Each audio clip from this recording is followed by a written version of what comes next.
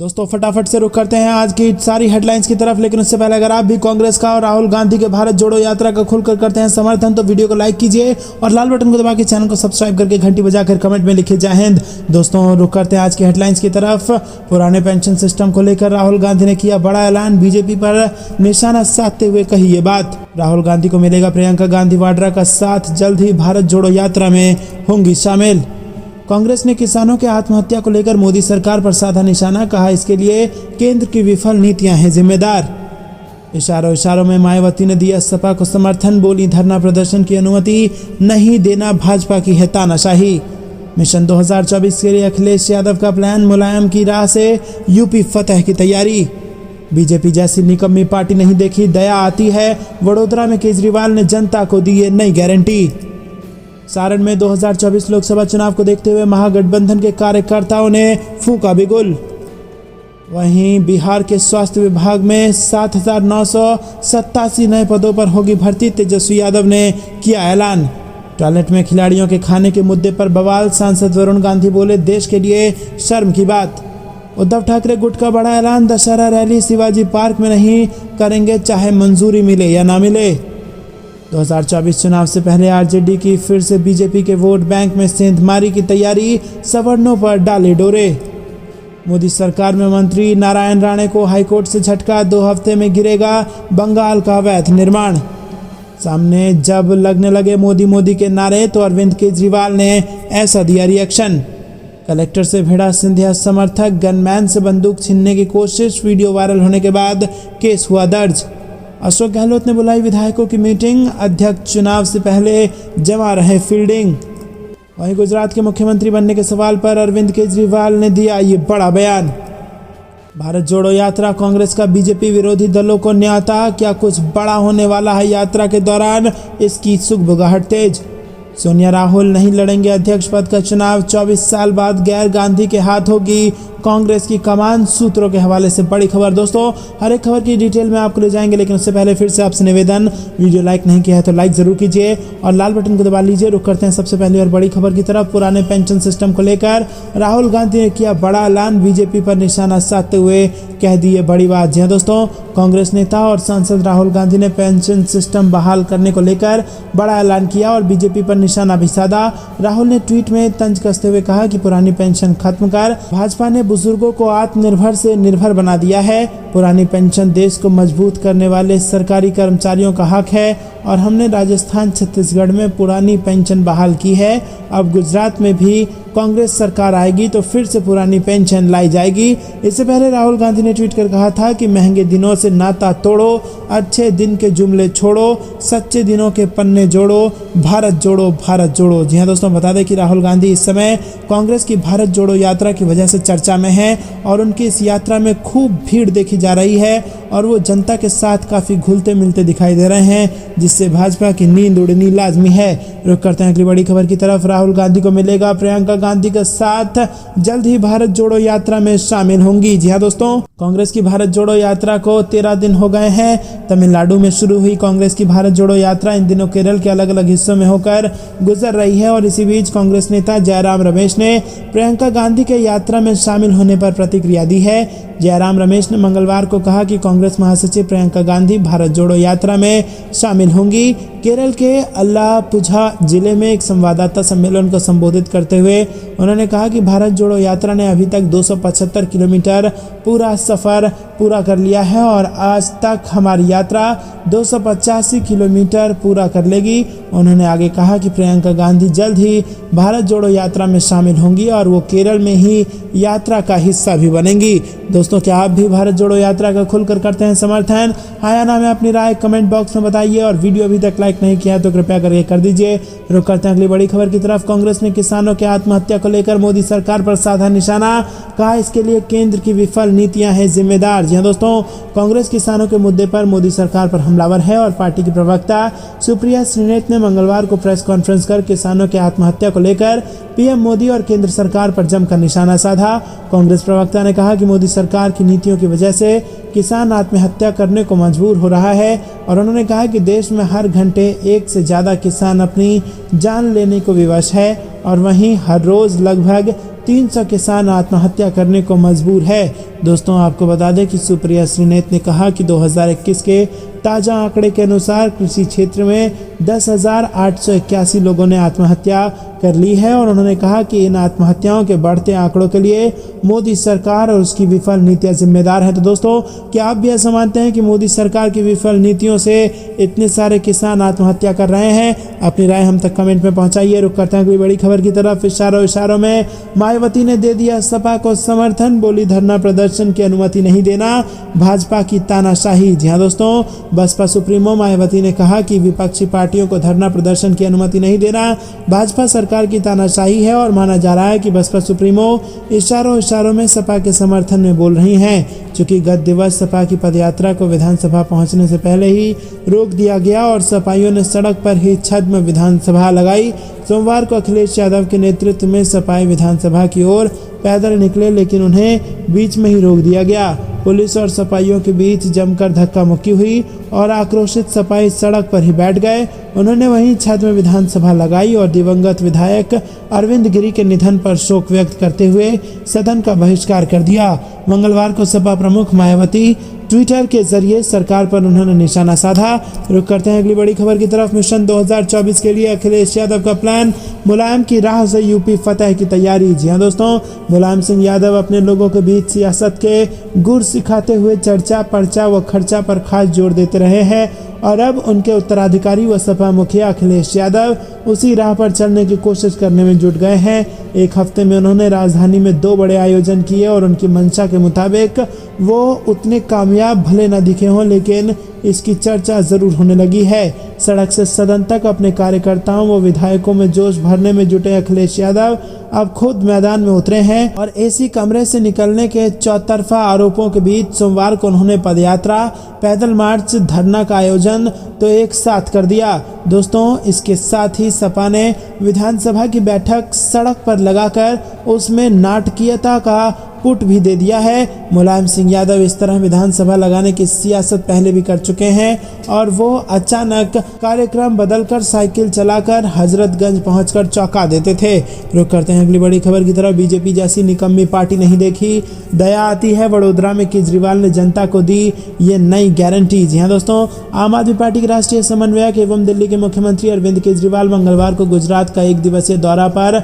इस दौरान उन्होंने वडोदरा में एक टाउन हॉल में बैठक की और इस दौरान केजरीवाल ने एक बार फिर से गुजरात की जनता से कई लुभावने वादे किए। केजरीवाल ने कहा कि गुजरात के सभी सरकारी कर्मचारियों के लिए सरकार ओल्ड पेंशन स्कीम लागू करेगी और उन्होंने कहा कि किसी भी चुनाव में सरकारी कर्मचारियों का बहुत बड़ा रोल होता है। गुजरात के सभी सरकारी कर्मचारियों को मैं गारंटी देता हूं कि हमारी सरकार ओल्ड पेंशन स्कीम लागू करेगी और ये सरकार भ्रष्टाचारी, जन विरोधी है। 27 साल में उन्हें अहंकार आ गया है। हम एक ही मौका मांग रहे हैं, अगर अच्छा काम करेंगे तो हमें वापस लाना, वरना मत लाना। सभी से निवेदन है कि प्रचार में लग जाए। जी हाँ दोस्तों, ट्वीट किया गया है आम आदमी पार्टी द्वारा, जिसमें लिखा गया है कि मुझे बीजेपी पर दया आती है। मैंने बीजेपी जैसी निकम्मी पार्टी नहीं देखी। उनके पास सीबीआई, ईडी, आईटी, पुलिस है, फिर भी प्रेस कॉन्फ्रेंस कर नौटंकी करते हैं। इसका मतलब है कि उनसे काम नहीं हो रहा। जिंदगी में हमारी कभी भी केंद्र में सरकार बनी तो हम दोषियों को जेल भेजेंगे। रुक करते हैं अगली बड़ी खबर की तरफ। सारण में 2024 लोकसभा के चुनाव को देखते हुए महागठबंधन के कार्यकर्ताओं ने फूका बिगुल। जी हाँ दोस्तों, आपको बता दें बिहार से बेहद बड़ी खबर। तैयार बाजार स्थित नंदकिशोर मार्केट के परिसर में महागठबंधन के प्रत्याशी रणधीर सिंह के पक्ष में आगामी लोकसभा चुनाव 2024 को लेकर नेताओं ने कार्यकर्ताओं में जोश भरते हुए चुनाव का बिगुल फूंक दिया। महागठबंधन के चुनावी सभा का अध्यक्ष जेडीयू के वरिष्ठ नेता सत्येंद्र कुमार साहनी तथा संचालन आरजेडी नेता चंदेश्वर राय ने किया। रुक करते हैं अगली बड़ी खबर की तरफ। बिहार के स्वास्थ्य विभाग में 7,987 नए पदों पर होगी भर्ती, तेजस्वी यादव ने किया इसको लेकर ऐलान। जी हाँ दोस्तों, बिहार के उप मुख्यमंत्री तेजस्वी यादव ने ऐलान किया है कि राज्य की स्वास्थ्य सेवाओं को और बेहतर बनाने के लिए 7897 पदों का यानी कि 7,987 पदों का सृजन किया गया है। इस प्रस्ताव को राज्य कैबिनेट ने स्वीकृति दे दी है। राज्य के स्वास्थ्य विभाग का भी जिम्मा संभाल रहे तेजस्वी यादव ने एक ट्वीट में कहा कि खुशखबरी, राज्य में स्वास्थ्य व्यवस्था को बेहतर बनाने एवं पर्याप्त संख्या में कार्यबल बढ़ाने के लिए सरकारी मेडिकल कॉलेजों व अस्पतालों के विभिन्न विभागों में ड्रेसर, चिकित्सक एवं अन्य कर्मियों के 7,987 पदों का सृजन करने के स्वास्थ्य विभाग के प्रस्ताव को कैबिनेट ने स्वीकृति दे दी है। रुक करते हैं अगली बड़ी खबर की तरफ। टॉयलेट में खिलाड़ियों के खाने के मुद्दे पर बवाल, सांसद वरुण गांधी बोले देश के लिए शर्म की बात। जी दोस्तों, पीलीभीत से भाजपा सांसद ने खिलाड़ियों से दुर्व्यवहार के प्रति आक्रोश जताया और सवाल किया कि क्या खेलों का उद्धार करने के लिए उसे राजनेताओं और उनके प्रतिनिधियों से बचा कर रखना चाहिए। सहारनपुर में भीमराव अंबेडकर स्पोर्ट्स स्टेडियम में कबड्डी प्रतियोगिता के दौरान टॉयलेट में खाना रखे होने का मामला अब गरमाने लगा है और इसी बीच पीलीभीत सांसद वरुण गांधी ने इस मामले में कड़ा गुस्सा जताया है। रुक करते हैं अगली बड़ी खबर की तरफ। उद्धव ठाकरे गुट का बड़ा ऐलान, दशहरा रैली शिवाजी पार्क में ही करेंगे, चाहे मंजूरी मिले या ना मिले। जी हाँ दोस्तों, शिवाजी पार्क मैदान में दशहरा रैली को लेकर उद्धव ठाकरे गुट और एकनाथ शिंदे गुट में होड़ लगी हुई है और अब मंगलवार को इस रैली को लेकर उद्धव ठाकरे गुट बड़ा ऐलान कर दिया है। उद्धव ठाकरे के नेतृत्व वाली शिवसेना ने कहा है कि वह पार्टी की वार्षिक दशहरा रैली शिवाजी पार्क मैदान में ही करेगी, चाहे बृहन मुंबई नगर निगम अपनी मंजूरी दे या नहीं। मुंबई के पूर्व महापौर मिलिंद वैद्य के नेतृत्व में शिवसेना नेताओं के एक प्रतिनिधिमंडल ने नगर निकाय के अधिकारियों से मुलाकात कर रैली आयोजित करने की अनुमति के लिए उनके आवेदन की स्थिति के बारे में पूछताछ की। उन्होंने कहा कि हमें अनुमति मिले या नहीं, हम शिवाजी पार्क में एकत्र होंगे। प्रशासन को या तो हमें अनुमति देनी चाहिए या मना कर देना चाहिए। हम अपने फैसले पर बहुत दृढ़ हैं। दोस्तों, रुक करते हैं अगली बड़ी खबर की तरफ। मोदी सरकार में मंत्री नारायण राणे को हाईकोर्ट से झटका, 2 हफ्ते में गिरेगा बंगले का अवैध निर्माण। जी दोस्तों, केंद्रीय मंत्री नारायण राणे को बम्बई हाईकोर्ट ने करारा झटका दिया है। अदालत ने उनके जुहू स्थित बंगले पर बने अवैध निर्माण को 2 सप्ताह के अंदर गिराने का आदेश दिया है। अदालत ने बीएमसी को अवैध निर्माण गिराने का आदेश देते हुए ये माना है कि बंगले के कुछ हिस्सों के निर्माण में कोस्टल रेगुलेशन जोन और फ्लोर स्पेस इंडेक्स का उल्लंघन किया गया है। जस्टिस RD धानुका और कमल खाता की बेंच ने कहा कि बीएमसी राणे परिवार की कंपनी के आवेदन को स्वीकार नहीं कर सकती। इसमें ये मांग की गई है कि वो अनाधिकृत निर्माण को मंजूरी प्रदान कर दें। अदालत ने कहा कि यदि इसे मंजूरी दी जाती है तो फिर बड़े पैमाने पर अवैध निर्माण शुरू हो जाएंगे। रुक करते हैं अगली बड़ी खबर की तरफ। सामने लगने लगे मोदी मोदी के नारे तो अरविंद केजरीवाल ने ऐसे दिया रिएक्शन। जी हाँ दोस्तों, गुजरात में विधानसभा चुनाव की तैयारियों को लेकर आम आदमी पार्टी के संयोजक और दिल्ली के मुख्यमंत्री अरविंद केजरीवाल मंगलवार को एक बार फिर वडोदरा पहुंचे और हालांकि एयरपोर्ट पर उनके सामने कुछ लोगों ने मोदी मोदी के नारे लगाने शुरू कर दिए। जवाब में आम आदमी पार्टी के कार्यकर्ताओं ने केजरीवाल के भी नारे लगाए। इस दौरान दिल्ली के सीएम बेहद सहज दिखे और मुस्कुराते हुए आगे बढ़ गए। बाद में उन्होंने कहा कि भाजपा को इस बार गुजरात में बहुत तकलीफ होने वाली है, इसीलिए उनके सामने नारे लगवाए गए हैं। तो दोस्तों, उनका कहना है कि भाजपा की मुसीबतें बढ़ गई हैं, नींद उड़ी हुई है और इसीलिए केजरीवाल की रैली में उन्होंने अपने लोगों को भेज दिया ताकि मोदी मोदी के नारे लगाए जाएं। रुक करते हैं अगली बड़ी खबर की तरफ। कलेक्टर से भिड़ा सिंधिया समर्थक, गनमैन से बंदूक छीनने की कोशिश, वीडियो वायरल होने के बाद केस दर्ज। यहाँ दोस्तों, घटना के दौरान जिले के कलेक्टर की समझाइश पर उनसे ही उलझ गया और गनमैन ने जब उसे अलग करने की कोशिश की तो उसके साथ भी धक्का मुक्की कर बंदूक छीनने की कोशिश करने लगा और इसका वीडियो भी सामने आया है, जिसके बाद प्रशासन ने उपयुक्त कार्रवाई की है। रुक करते हैं अगली बड़ी खबर की तरफ। अशोक गहलोत ने बुलाई विधायकों की मीटिंग, अध्यक्ष चुनाव से पहले जमा रहे हैं फील्डिंग। जी हाँ दोस्तों, राजस्थान के मुख्यमंत्री अशोक गहलोत कांग्रेस अध्यक्ष पद के लिए कमर कसते दिखाई दे रहे हैं। गहलोत ने देर रात राजस्थान के सभी कांग्रेस विधायकों की मीटिंग बुलाई। वहीं बुधवार सुबह उनके दिल्ली दौरे के बारे में जानकारी सामने आई है। बताया जा रहा है कि वो बुधवार सुबह दिल्ली के लिए रवाना हो जाएंगे। माना जा रहा है कि अध्यक्ष चुनाव से पहले फील्डिंग जमाने में लग गए हैं और अशोक गहलोत के 25 से 28 सितंबर तक वो दिल्ली में मौजूद रहने का अनुमान है। दोस्तों, रुक करते हैं अगली बड़ी खबर की तरफ। गुजरात के मुख्यमंत्री बनने के सवाल पर अरविंद केजरीवाल ने दिया बड़ा बयान। जी हाँ दोस्तों, सबसे बड़ा सवाल, अगर गुजरात विधानसभा चुनाव में आम आदमी पार्टी की जीत मिलती है तो कौन बनेगा मुख्यमंत्री? क्या अरविंद केजरीवाल बनेंगे गुजरात के सीएम? केजरीवाल नहीं तो आम आदमी पार्टी की तरफ से कौन बनेगा गुजरात का सीएम? आम आदमी पार्टी की जीत के बाद अगर केजरीवाल गुजरात के सीएम नहीं बनते तो क्या वो रिमोट कंट्रोल से चलाएंगे सरकार? इस बीच जब अरविंद केजरीवाल से सवाल पूछा गया कि अगर गुजरात में आपको जीत मिलती है तो क्या केजरीवाल मुख्यमंत्री बनेंगे, और अगर केजरीवाल गुजरात के मुख्यमंत्री नहीं बनते हैं तो क्या रिमोट कंट्रोल के जरिए दिल्ली से सरकार चलाएंगे? तो केजरीवाल ने कहा कि गुजरात के 6 करोड़ लोग तय करेंगे कि उनको क्या चाहिए, जनता जो मांगे उन्हें वो मिलेगा। केजरीवाल ने मोदी सरकार पर निशाना साधते हुए कहा कि आज गुजरात की सरकार दिल्ली से चलती है, ये रोज मुख्यमंत्री बदल देते हैं। उन्होंने सवाल पूछते हुए कहा कि विजय रूपाणी को मुख्यमंत्री कौन बनाया, भूपेंद्र पटेल को मुख्यमंत्री किसने बनाया? गुजरात की जनता ने विजय रूपाणी, भूपेंद्र पटेल को तो मुख्यमंत्री नहीं बनाया, दिल्ली में बैठे लोगों ने उन्हें मुख्यमंत्री बनाया है। केजरीवाल ने कहा कि आम आदमी पार्टी की सरकार आने पर ऐसे दिल्ली से सरकार नहीं चलेगी, जो गुजरात के 6 करोड़ लोग तय करेंगे वही होगा।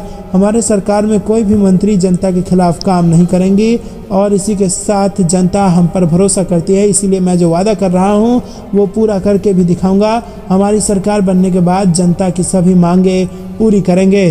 दोस्तों, रुक करते हैं अगली बड़ी खबर की तरफ। कांग्रेस का बीजेपी विरोधी दलों को न्योता, कुछ बड़ा होने वाला है भारत जोड़ो यात्रा के दौरान। जी हां दोस्तों, राजनीतिक जानकारों का कहना है कि सिर्फ आरजेडी ही नहीं बल्कि देश के अन्य प्रमुख विपक्षी दलों को भी पार्टी की ओर से ऐसा ही न्योता भेजा जा रहा है और सूत्रों का कहना है कि कांग्रेस पार्टी भारत जोड़ो अभियान के माध्यम से सभी विपक्षी दलों का एक बड़ा मंच बनाकर 2024 के लोकसभा चुनाव में भाजपा को टक्कर देने के लिए मंच तैयार कर रही है। रुक करते हैं अगली बड़ी खबर की तरफ। सोनिया गांधी और राहुल गांधी नहीं लड़ेंगे अध्यक्ष पद का चुनाव, 24 साल बाद गैर गांधी के हाथ होगी कांग्रेस की कमान। सूत्र के हवाले से बड़ी खबर। जी हां दोस्तों, कांग्रेस के अध्यक्ष पद का चुनाव लड़ने से राहुल गांधी और सोनिया गांधी ने इनकार कर दिया है और अब ये तय हो गया है कि कांग्रेस की कमान लगभग 24 साल बाद किसी गैर गांधी के हाथ में होगी और इससे पहले सीताराम केसरी कांग्रेस के आखिरी गैर गांधी अध्यक्ष रहे हैं। दोस्तों, रुक करते हैं कांग्रेस की नई रणनीति। अब इन राज्यों से भी निकाली जाएगी भारत जोड़ो यात्रा। जी हां दोस्तों,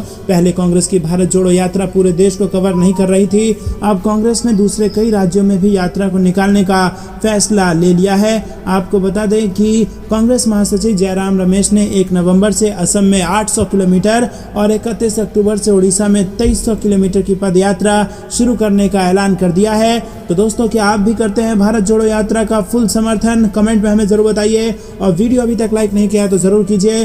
रुक करते हैं अगली बड़ी खबर की तरफ। भारत जोड़ो यात्रा और राहुल गांधी के बारे में झूठ फैलाने के लिए भाजपा नेतृत्व मांगे माफी, कांग्रेस ने उठाई ये मांग। जी दोस्तों, कांग्रेस ने सोमवार को भाजपा पर भारत जोड़ो यात्रा और राहुल गांधी को लेकर झूठ फैलाने का आरोप लगाया और कहा कि इसके लिए प्रधानमंत्री नरेंद्र मोदी, सत्तारूढ़ पार्टी के अध्यक्ष जेपी नड्डा और केंद्रीय मंत्री स्मृति ईरानी को माफी मांगनी चाहिए। पार्टी प्रवक्ता गौरव वल्लभ ने यह भी दावा किया कि भारत जोड़ो यात्रा और राहुल गांधी को जनता से मिले समर्थन से भारत तोड़ने की विचारधारा वाली भाजपा घबरा गई है। दोस्तों, रुक करते हैं अगली बड़ी खबर की तरफ। राहुल गांधी बने कांग्रेस के कप्तान, गुजरात से राजस्थान तक उठी ये मांग और प्रस्ताव भी हुए पास। जी दोस्तों, कांग्रेस अध्यक्ष चुनाव नजदीक है और ऐसे में राहुल गांधी को ही एक बार फिर से कमान देने की मांग जोर पकड़ रही है। अब तक राजस्थान, गुजरात और छत्तीसगढ़ कांग्रेस ने राहुल गांधी को ही दोबारा अध्यक्ष बनाने के लिए सर्वसम्मति से प्रस्ताव पारित किया है। संभावनाएं जताई जा रही हैं कि आने वाले कुछ दिनों में अन्य प्रदेश कांग्रेस कमेटी भी इस तरह के